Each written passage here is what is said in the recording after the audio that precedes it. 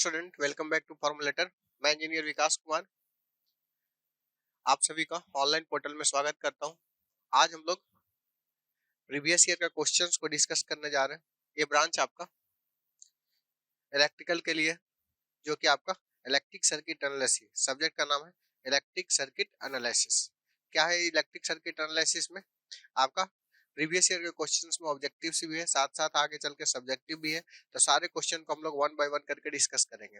देखते हैं किसका आंसर क्या होगा, कैसे हम लोग सॉल्व करेंगे, कैसे लिखेंगे कि एग्जाम में मैक्सिमम से मैक्सिमम मार्क्स मिले। ठीक है, don't fear because Vikas sir is here और फॉर्मूलेटर आपके साथ है लास्ट एग्जाम डे तक। तो चलिए हम लोग बिना कुछ डिले किए हुए शुरू करते हैं। तो चलिए आ जाइए क्वेश्चन नंबर 1 की ओर। क्वेश्चन नंबर 1 की ओर हम लोग आ जाते हैं। तो देख लीजिए क्वेश्चन नंबर 1 पर हम लोग आ रहे हैं। तो क्वेश्चन नंबर 1 में देखिए, choose the correct answers of the following any 7 questions. जो भी है 7 क्वेश्चन दिया हुआ ABCD करके HIJ जो भी तक है। तो आप उसमें करेक्ट ऑप्शन 4 ऑप्शन है, उसमें से करेक्ट ऑप्शन है उसको आपको क्या करना है, चूज करना है। ठीक है, तो देखते हैं कि करेक्ट ऑप्शन कौन कौन सा है। 10 मिली हेनरी का इंडक्टर है। कितना मिली हेनरी का है? L बराबर जो है से आपका 10 milli henry. Inductor carry a sinusoidal current of 1 ampere RMS। RMS जो है साइनसोइडल का, ये आपको दे दिया है कितना, 1 एम्पियर। 1 एम्पियर RMS वैल्यू दे दिया गया। फ्रीक्वेंसी दे दिया 50 हर्ट्ज, 50 हर्ट्ज दे दिया है। Average power dissipated by inductor, average power जो भी होगा भाई, एवरेज अगर निकालिएगा, जितना पॉजिटिव एरिया है उतना नेगेटिव एरिया होगा। एवरेज इसका कीजिएगा तो क्या आएगा, जीरो ही आएगा, हर हाल में जीरो आएगा, क्योंकि एवरेज निकालिएगा तो पॉजिटिव एरिया नेगेटिव एरिया आपका बराबर हो जाएगा। तो एवरेज वैल्यू क्या होगा, जीरो होगा। यानी कि पावर में आपका इंडक्टर में बात करें क्या होगा, एवरेज वैल्यू क्या होगा, एवरेज पावर जो होगा से जीरो होगा। ठीक है, कैपेसिटर भी रहेगा तब भी जीरो होगा, इंडक्टर भी होगा तब भी जीरो होगा, हर हाल में क्या होगा, जीरो होगा। इसका आंसर मोस्ट सुटेबल कौन सा होता है बताइए, zero. Zero what is the correct answer. चलिए नेक्स्ट क्वेश्चन की ओर चलते हैं हम लोग। क्वेश्चन नंबर 1 का भी, Thevenin equivalent circuit consist of. Thevenin equivalent circuit क्या कंसिस्ट करेगा, इसके बारे में देखते हैं। थेवेनिन इक्विवेलेंट ये बोलता है कोई भी अगर कॉम्प्लेक्स नेटवर्क है, कोई भी अगर कॉम्प्लेक्स नेटवर्क है जिसका ओपन आउटपुट टर्मिनल डिफाइंड है, सपोज AB डिफाइंड है, इस कॉम्प्लेक्स नेटवर्क को एक हम सिंपल नेटवर्क में कन्वर्ट कर सकते हैं। और वह जो सिंपल नेटवर्क होगा उसके साथ एक केवल और केवल इक्विवेलेंट वोल्टेज सोर्स होगा, और उसके साथ सीरीज में एक रेजिस्टर होगा। इक्विवेलेंट वोल्टेज सोर्स होगा उसको हम लोग बोलेंगे VTH, और इक्विवेलेंट रेजिस्टेंस होगा इसको बोलेंगे RTH। VTH और RTH बोलेंगे। यानी Thevenin equivalent circuit consist of, आपका इस तरीके से बोलेंगे, VTH होगा और क्या होगा बताइए, आपका RTH होगा।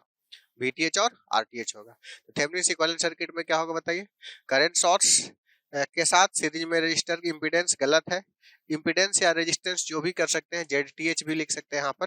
तो ये क्या होगा बताइए, वोल्टेज सोर्स के साथ सीरीज में रेजिस्टेंस। कौन सा आंसर है बताइए, वोल्टेज सोर्स के साथ सीरीज में रेजिस्टेंस, बी ऑप्शन सही है। ये हमारा वोल्टेज शंट में तो नहीं है, ये भी नहीं, ये भी नहीं है, तो आंसर कौन सा है, be the correct option. Clear, 1 का बी हो गया। अब आते हैं 1 का सी में। 1 का सी क्या है, when two quantity are quadrature the phase angle between them. Quadrature मतलब होता है एंगल 90 डिग्री। ये वोल्टेज है, ये सपोज करंट है, तो इसको हम लोग ऐसा रहेगा तो इसको बोलेंगे क्वाड्रेचर बोलेंगे। ठीक है, इसको क्या बोलेंगे, क्वाड्रेचर। क्वाड्रेचर कहने का मतलब होता है एंगल 90 डिग्री परपेंडिकुलर एक दूसरे से। तो दूसरा आंसर इसका क्या हो जाएगा, सही हो जाएगा। क्लियर, नेक्स्ट आ जाते हैं हम लोग क्वेश्चन की ओर। देखिए अगला क्वेश्चन है, ये to port network is symmetrical if. कब सिमेट्री है, हम लोग बताए थे सिमेट्री और रेसिप्रोसिटी का कंडीशन। नहीं भी जानते हैं तो हम लोग जान लीजिए बस समरी टाइप का। ये हमारा अगर हम बात करें कंडीशन फॉर सिमेट्री का बात करते हैं, साथ ही साथ हम लोग रेसिप्रोसिटी का भी बात करते हैं। सिमेट्री के साथ साथ हम लोग रेसिप्रोसिटी का भी बात कर लेते हैं कि क्या होता है सिमेट्री और क्या होता है आपका रेसिप्रोसिटी, दोनों का हम लोग बात कर लेते हैं। चलिए क्या होता है सिमेट्री का कंडीशन, देखिए आरेख है आपका, क्या रेसिप्रोसिटी होता है, इसको एकदम याद रखिएगा क्योंकि बहुत ही इंपॉर्टेंट टर्म। ये हमारा अगर बात करें जेड पैरामीटर का सर, तो जेड पैरामीटर में जो सिमेट्री होता है Z11 बराबर क्या होता है Z22। रेसिप्रोसिटी होता है Z12 बराबर Z21। इस तरीके से अगर y पैरामीटर होगा तो क्या होगा, y11 बराबर क्या होगा, y22। क्या होगा बताइए, y12 बराबर y21, ये ऐसा होगा y पैरामीटर में। अगर हम बात करें ABCD पैरामीटर का, ABCD पैरामीटर में क्या होगा, सिमेट्री का कंडीशन है A बराबर D, और इधर है क्या, डेल टी बराबर 1। डेल टी बराबर 1 कहने का मतलब है कि आपका AD माइनस BC बराबर 1। ABCD पैरामीटर का डिटर्मिनेंट 1, इतना का वैल्यू क्या है 1। अगर हम H पैरामीटर का बात करें तो इसका होता है बताइए del H equal to 1। Del H equal to 1 इसका मतलब हुआ, डेल H इक्वल टू 1 मतलब हुआ H11 into H22 minus H12 into H21 बराबर 1, और ये जो होता है H12 बराबर माइनस H21। तो क्या पूछा आपको, सिमेट्री मैच कीजिए। Z वाला मैच कर रहा है क्या, नहीं। Y वाला मैच कर रहा है क्या, नहीं। H वाला मैच कर रहा है क्या, मैच तो कर रहा, लगता है कि यही तो मैच कर रहा है, मैच कर रहा है भाई। ये वाला रेसिप्रोसिटी का है, पूछा क्या आपको, सिमेट्रिकल है, तो कौन सा आंसर होगा, ए वाला होगा। रेसिप्रोसिटी पूछता तो क्या होता, AD माइनस BC बराबर 1। डेल टी कहने का मतलब है ये जो डिटर्मिनेंट होगा ABCD, ये जो मैट्रिक्स है इसका डिटर्मिनेंट निकालेंगे तो 1 आना चाहिए, तो AD माइनस क्या होगा BC 1। ये इतना क्या होगा, मतलब इसका H पैरामीटर का जो डिटर्मिनेंट होना चाहिए 1 होना चाहिए, तब होगा सिमेट्री। इस केस के हिसाब से जो हमारा one of the correct option जो होगा कौन सा होगा, 1 का D। 1 का D जो होगा से करेक्ट ऑप्शन होगा। क्लियर, नेक्स्ट देख लेते हैं। नेक्स्ट है आपका ए 2 element series circuit is connected across A AC source. AC source के क्रॉस कनेक्टेड है जिसमें E दिया हुआ है, E दिया हुआ है AC सोर्स का, E मतलब वोल्टेज दिया हुआ है, साथ ही साथ करंट दिया हुआ है, दोनों दिया हुआ है। आपसे क्या पूछा है, the parameter of the circuit, R का मान क्या होगा, L का मान क्या होगा। ठीक है, हम लोग ऐसा जानते हैं भाई, देखो R इक्वल टू क्या होता है बताओ, V बटा I पता है। अगर मैक्सिमम वैल्यू का बात करेंगे तो मैक्सिमम वैल्यू क्या होगा इसका 200√2, I का मान क्या होगा 10√2, √2 से √2 गया कितना होगा 20 दां का 200, 20 कोई में है R बराबर, इसमें तो R है ये नहीं है, इसमें है ये नहीं है, इसमें ये भी गलत हो गया, एक ये ऑप्शन बचा, ऐसा होगा। और RC है, क्यों RC है, क्योंकि वोल्टेज का जो मान है, वोल्टेज का मान है, E का मान ऐसा कुछ है, ऐसा है +20 डिग्री है, E का मान है। मान लो कि ऑरिजिन, मान लो कि ऑरिजिन है तो ये प्लस में 20 डिग्री इधर से स्टार्ट हो रहा है, ऐसे स्टार्ट हो रहा है, ये है कितना डिग्री 20 डिग्री, ये वाला 20 डिग्री है, 20 डिग्री है। E I क्या है बताइए 25 डिग्री इधर है, I जो है 25 डिग्री इधर है, I इधर 25 डिग्री इधर है, I जो है 25 डिग्री इधर है, ये I कितना डिग्री है 25 डिग्री। करंट ओवरऑल क्या हुआ, वोल्टेज के बाद में होगा, वोल्टेज के बाद में होगा। ठीक है, इस तरीके से E प्लस में A माइनस में, इस तरीके से। तो ये जो हो गया ओवरऑल ए ऑप्शन करेक्ट है, क्योंकि R का मान हम लोग ऑलरेडी निकाल लिए 20। बाकी तो डिटेल एक्सप्लेनेशन के तहत एग्जैक्ट कितना वैल्यू नहीं निकाल पा रहे, लेकिन R इसमें दे दिया है। कंक्लूजन क्या है कि आप R जो निकाल सकते हैं, R का मान कितना हुआ बताइए 20 इज द करेक्ट ऑप्शन। ठीक, now go to the next question. Superposition theorem is not typical to network consisting of. Superposition theorem किसके लिए वैलिड नहीं है, सुपरपोजिशन थ्योरम सबसे पहले वैलिड है किसके लिए, वैलिड फॉर किसके लिए, कोई भी नेटवर्क लीनियर होना चाहिए, साथ ही साथ एक्टिव होना चाहिए, और क्या बायलेटरल होना चाहिए। लीनियर एक्टिव अगर बायलेटरल है तब हम लोग मानेंगे कि सुपरपोजिशन थ्योरम वैलिड है, अदरवाइज सुपरपोजिशन थ्योरम वैलिड नहीं है। तो अब आप बताइए ये कैसा लोड है, ये क्या बोला, नोट एप्लीकेबल, नोट एप्लीकेबल, किसमें एप्लीकेबल नहीं है, तो ये आपका नॉन लीनियर, लीनियर के लिए एप्लीकेबल है तो इसके लिए नहीं एप्लीकेबल है, यही तो पहले ऑप्शन सही हो गया। बाकी सब में सही है, डिपेंडेंट हो सोर्स से चाहे इंडिपेंडेंट हो, सब में सुपरपोजिशन थ्योरम को हम लोग अप्लाई कर सकते हैं। तो इसमें बेस्ट सुटेबल आंसर कौन सा होगा बताइए, आपका नॉन लीनियर एलिमेंट अगर रहेगा तो वहां पर सुपरपोजिशन नहीं लगा सकते हैं, नॉन लीनियर एलिमेंट रहेगा तो वहां पर हम लोग थेवेनिन्स नहीं लगा सकते हैं, नॉन लीनियर एलिमेंट रहेगा तो नॉर्टन्स नहीं लगा सकते हैं। तीनों के लिए सेम ही कंडीशन होता है कि लीनियर होना चाहिए, एक्टिव होना चाहिए, साथ ही साथ कैसा होना चाहिए, बायलेटरल होना चाहिए। अगर ऐसा होगा तो हम लोग अप्लाई कर सकते हैं, अदरवाइज हम लोग अप्लाई नहीं कर सकते। चलिए अब देख लेते हैं अगला question. Which of the following is the passive element, इसमें से कौन सा एलिमेंट जो है पैसिव है।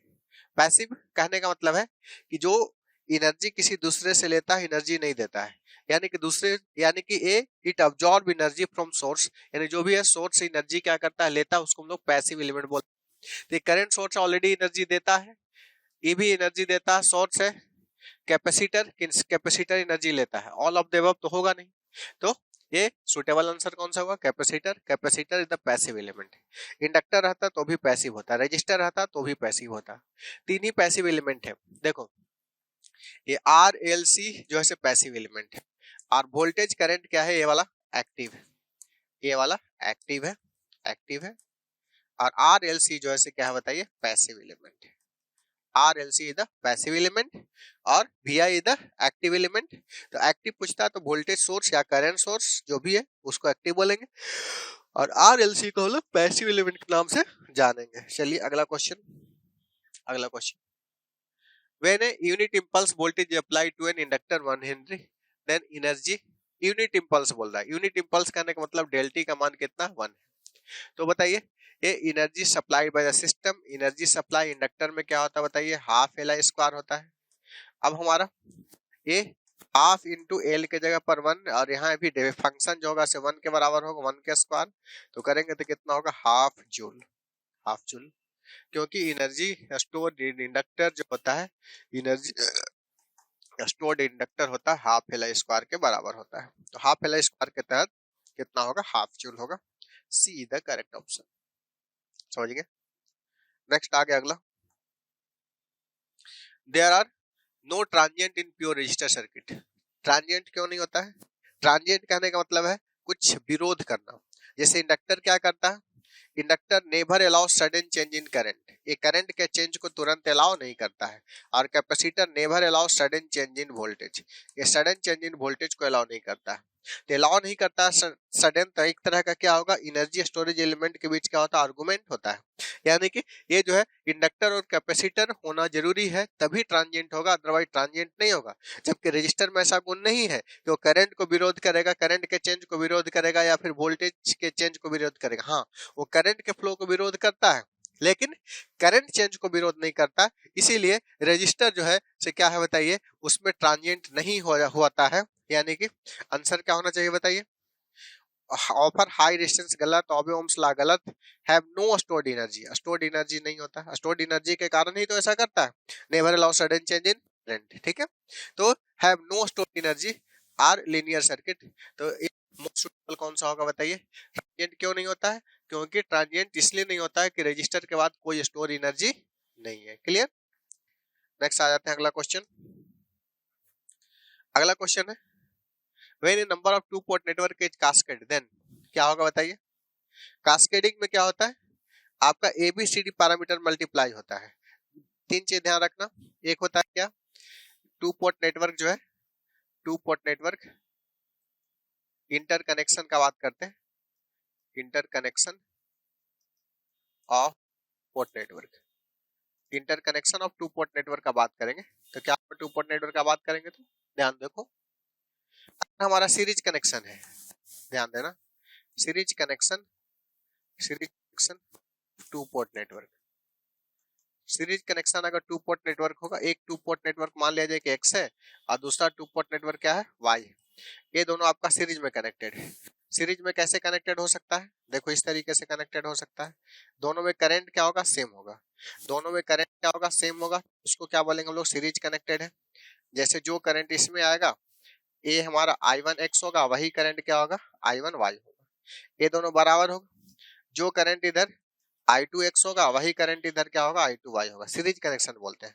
और सीरीज कनेक्शन में क्या होता है, जेड पैरामीटर को ऐड कर देते हैं, ये पहला नेटवर्क का जेड पैरामीटर, दूसरा का जेड पैरामीटर, यानी कि अगर सीरीज कनेक्शन होगा तो हम लोग किसको ऐड करेंगे, जेड को।